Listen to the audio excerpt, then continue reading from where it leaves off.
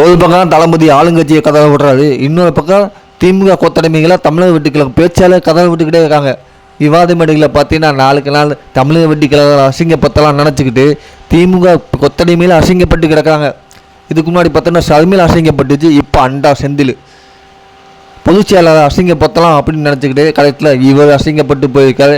அப்படி என்னதான் பேசினாரு, என்ன மொக்க வாங்கிட்டு போனாரு, அதுக்கு ரமேஷ் ப்ரோ என்ன பதிலடி கொடுத்தாரு, நம்ம போய் பார்த்துட்டு வந்துடலாம். உட்காந்து போராட்டம்.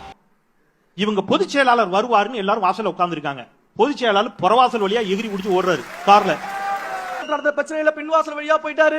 திரு அண்ணன் பொதுச் செயலாளர் ஆனந்த் அவர்கள் பின்வாசல் வழியா போயிட்டாரு. இதெல்லாம் அண்ணன் அருமையா சொன்னாரு. அண்ணா ரிப்பன் பில்டிங் வாசல்ல தூய்மை பணியாளர்கள் வயிற்றுலயும் வாயிலையும் அடிச்சு போராட்டம் பண்ணும்போது அண்ணன் சேகர் பாபு பின்வாசல் வழியா ஓடினாரு.